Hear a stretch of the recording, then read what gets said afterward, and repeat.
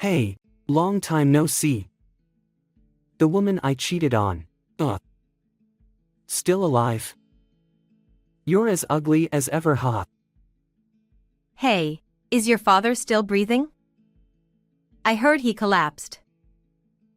I'm obviously alive and well.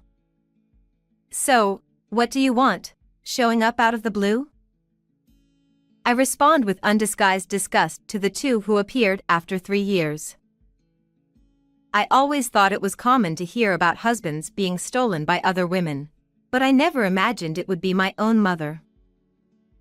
My name is Sydney. I'm just an ordinary office worker.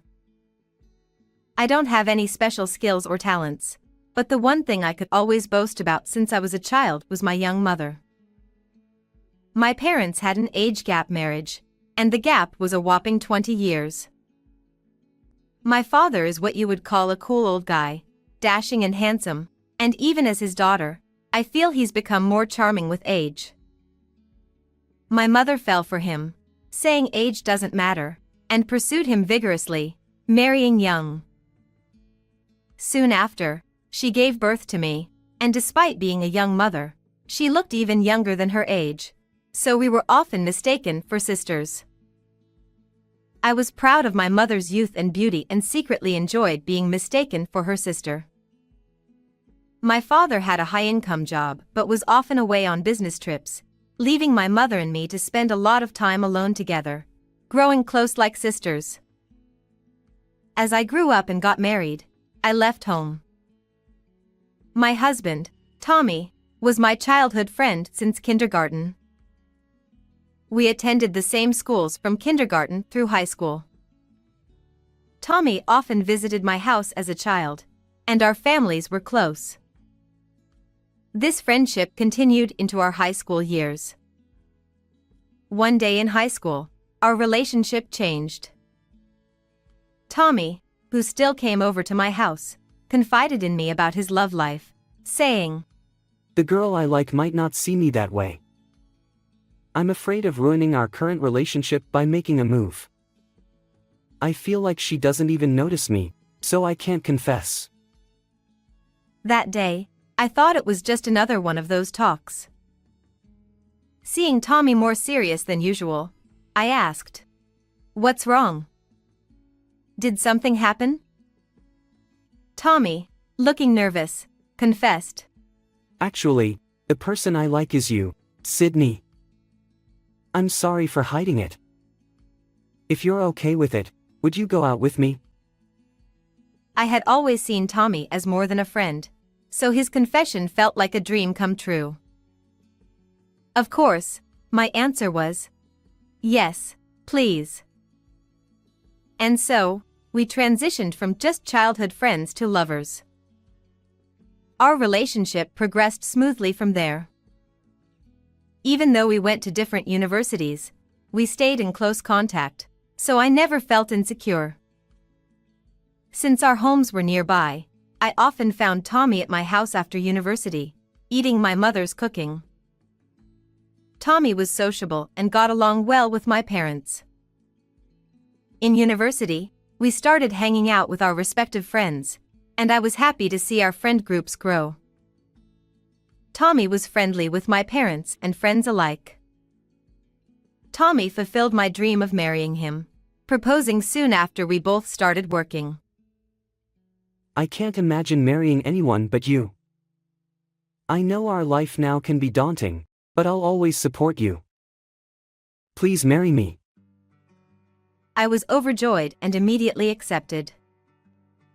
We got married and planned our wedding ceremony for after the registration. We were fortunate to have many friends attend our wedding and received a lot of blessings. Some friends cried tears of joy, but the one who cried the most was my mother. "Oh no. Mom, you're crying too much." But no. My mother's tears were extraordinary, and my father, supporting her, looked troubled. I found her tears strange. Even for a daughter's wedding, crying so much seemed excessive. Moreover, It seemed like my mother was looking at Tommy rather than at me. Despite my unease, the wedding ended with everyone's blessings. After the ceremony, my mother quickly composed herself and returned to normal, so I dismissed my concerns about her tears. Tommy and I started our newlywed life in an apartment close to my parents' house. After the wedding and honeymoon, we had to return to work. Even the mornings where we groaned about not wanting to go to work were enjoyable as newlyweds. During the wedding preparations, we had many busy days, but we looked forward to relaxing together. One evening, as I was preparing dinner after work, Tommy suggested, Your mom is probably alone tonight, right? Why don't we go eat at your parents' place? My mother is a great cook and can whip up anything delicious in no time. Missing her cooking and feeling tired from work, I agreed and called my mother. She answered quickly. Hello? What's up? When I told her Tommy suggested eating at her place, she sounded delighted. Your father isn't home today either. It's boring to eat alone, so please come. I'll make lots of Tommy's favorite dishes. Relieved by her invitation, Tommy and I headed to my parents' house. With my father frequently on long business trips, I thought my mother must indeed feel lonely in their big house. Kitty's cooking is always the best. I'm glad. Eat as much as you like. Tommy had known my family since childhood and always called my mother Kitty. Initially, he called her Mrs. Hall, but my young mother disliked it and insisted on Kitty. Watching Tommy happily eating, my mother said, It's lonely eating alone, so I'm happy you came. Please come anytime without hesitation. We thanked her for the warm welcome and headed home that night. From then on, we often returned to my parents' house for dinner, especially when my father was away. On nights when I was late from work or social outings, Tommy would sometimes go alone to eat with my mother, but I never thought anything of it due to our long-standing relationship. One day, I spoke to him. I'm sorry, but I think I'll be late tomorrow because of overtime. You can go ahead and sleep without me. He responded lightly while fiddling with his phone. Oh, really? Okay. Lately, he had been like this all the time. He never put down his phone, giving half-hearted responses to everything I said, constantly checking notifications and sometimes smirking at his screen. Though it bothered me, I thought it might be annoying for him if I complained about his phone use, so I kept quiet and endured it. When he said, I'm going to take a bath, and left, I continued watching TV.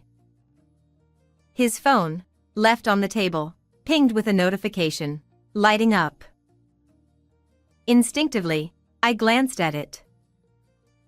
A message from my mother had appeared, with her icon and the text, Let's be lovey-dovey again tomorrow. I was bewildered. Not understanding what was happening, I stared at the phone screen in disbelief, but there was no mistake. It was my mother's icon. Lovey-dovey?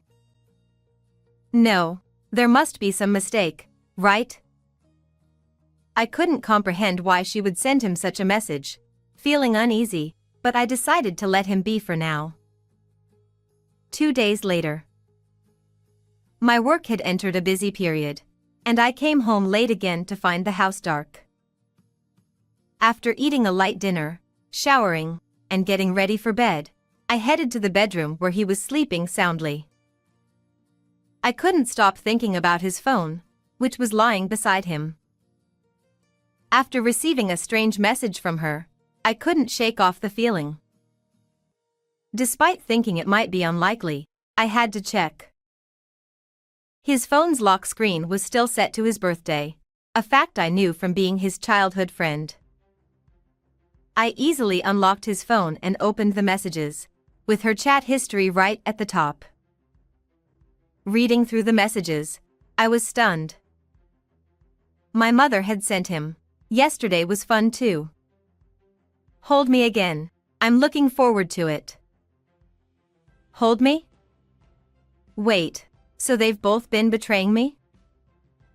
In disbelief, I let out a small cry and tossed the phone aside, which woke him up. He rubbed his eyes sleepily and asked nonchalantly, "What's wrong? Did you see a bug or something?" His carefree demeanor made my confusion turn into anger. What's wrong? I saw the messages with my mom. What is this? What kind of relationship do you two have? Explain it to me. I picked up his phone again and thrust the screen showing the messages in his face. He just sighed, looking bothered. Instead of offering an excuse, he simply said, "Well, since you found out, there's no point hiding it. Kitty and I have been seeing each other for a long time." What? What do you mean seeing each other? The room spun, and I felt a surge of despair. They had been betraying me? He has been with my mother? So, they've been sleeping together too? Is that even possible? As I stood there in shock, he started explaining. "We were always close, but it never felt like a romantic relationship. Ever since I can remember, I was interested in Kitty, not you. I admired her and kept visiting your house because of her." So, you came over not to see me, but to see my mom? Exactly. Nodding at my stunned question, he confirmed it. I threw a pillow at him, shouting, "What does that even mean? Since when have you two been involved?" He deflected the pillow with one hand and replied, "Since high school. Kitty asked me, 'Tommy, you like me, don't you?' And that's how it started. Dating you was just a cover to be with her." So, your feelings for me were all lies from the start? Pretty much. His nonchalant expression was too much to bear. As I broke down crying, he coldly said, "Now that you know, let's get a divorce. I want to be with Kitty." That night, I quickly packed my things and left the house. I couldn't go to my parents' house since my mother was there, so I stayed in a business hotel for a while. I decided to tell my father and Tommy's parents about the relationship between him and her. Naturally, everyone was furious. A meeting was arranged with all parties involved, but my mother sat beside Tommy as if it was the most natural thing in the world, leaving everyone speechless. Tommy declared confidently, "The one I want to make happy is Kitty. So, from now on, I'll be living with her." His mother began to cry. "How could you? You swore to make Sydney happy. Betraying people like this will never bring you happiness."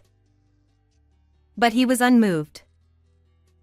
"Even so, I love Kitty, and that's who I want to be with."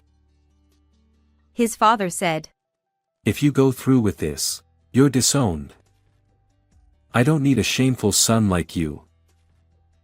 He just nodded. "That's fine with me." His parents tried to persuade him patiently, but he never wavered, and eventually, they gave up. My father, who had been silent, finally spoke to my mother. "Are you really going to live with him? No one will support this. You'll regret it." His voice was calm but carried anger. She leaned on him. "I'm scared. No one is on our side." "Don't worry, I'll always be on your side. Let's be happy together." Seeing them gaze at each other made me nauseous. As I frowned in disgust, he handed me a signed divorce paper. "So, please divorce me." As if I needed to be asked. Of course, I would divorce such a disgusting person. I signed the paper without a word, and she cheered. Yay! Now he's all mine. But I'm not divorcing your father. He's 20 years older than me, so when he dies, I'll need to get my share of the inheritance.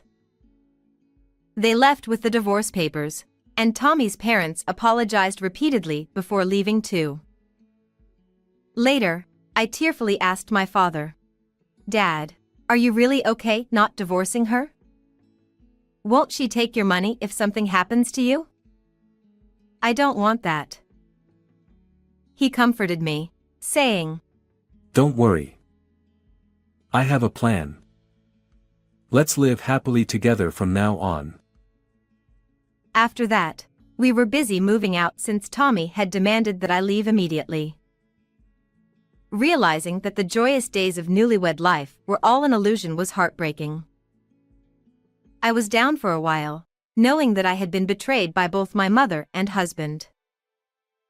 But with the support of my father, friends, and others around me, I gradually recovered.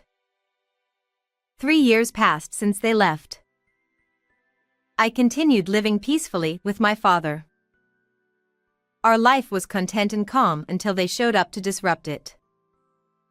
Yes, it was them. One morning, the doorbell rang while I was doing housework. Since my father was too old to easily get to the door, I answered it, only to find them standing there. Tommy smirked at me. Hey, fatty. You're alive. Still as ugly as ever, huh? Suppressing my disgust, I replied, "As you can see, I'm alive. What do you want, showing up out of the blue?" My mother peered inside the house. "Is your father still breathing?"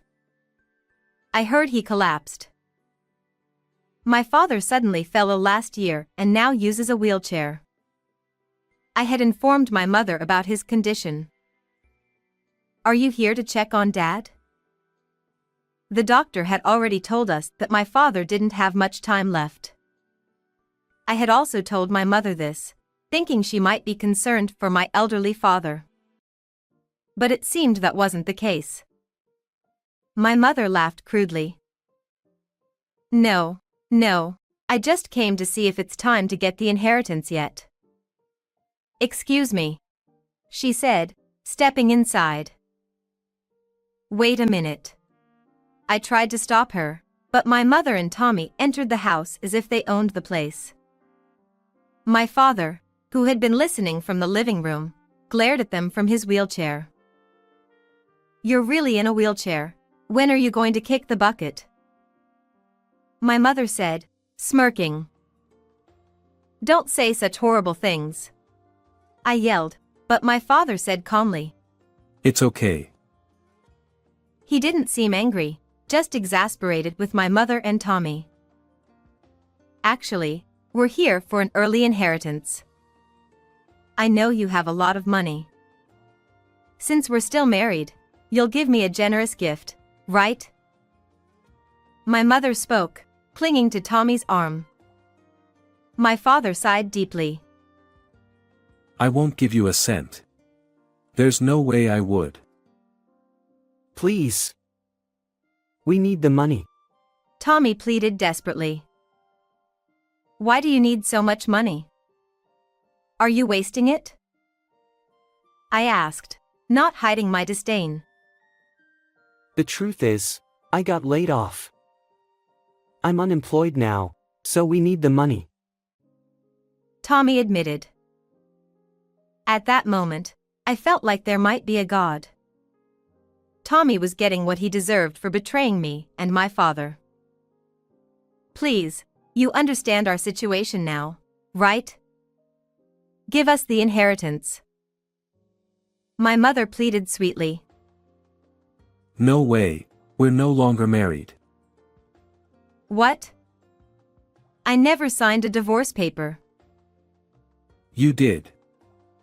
Many years ago when I used to go to hostess bars.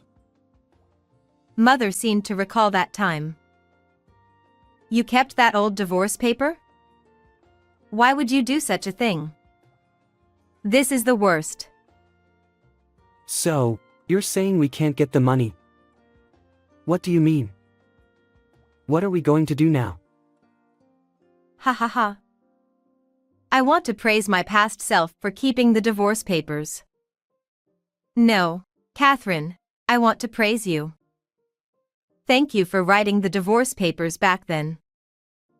Also, it's awkward to say this without money, but as compensation for the affair, Sydney and I intend to claim damages from both of you, so be prepared. Father laughed cheerfully as Mother and Tommy seethed with anger.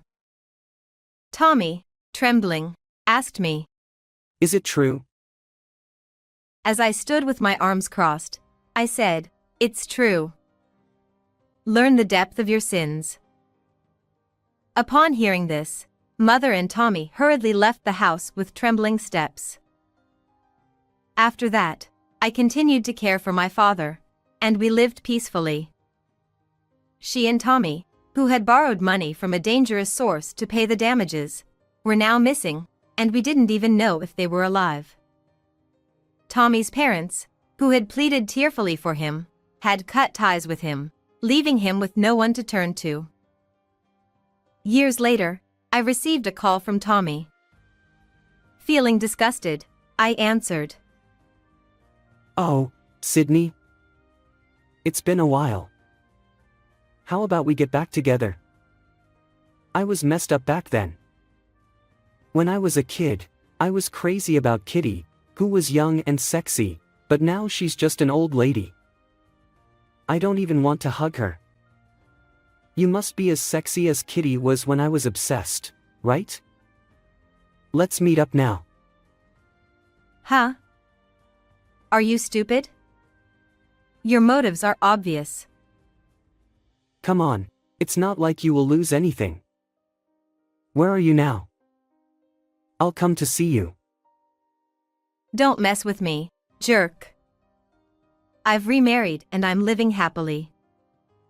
Don't bother me. Ha! That's a lie, right? Who gave you permission to remarry? Hey! I hung up and blocked his number. The year after my divorce from Tommy, I had remarried an older man introduced by a friend. He was kind and promised to heal all my past wounds. Now, I was expecting his child, and I would soon become a mother. My new husband accepted living with my father, and we all got along well.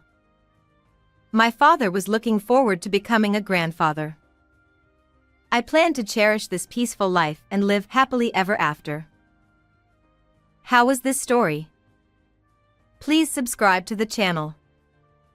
See you in the next video.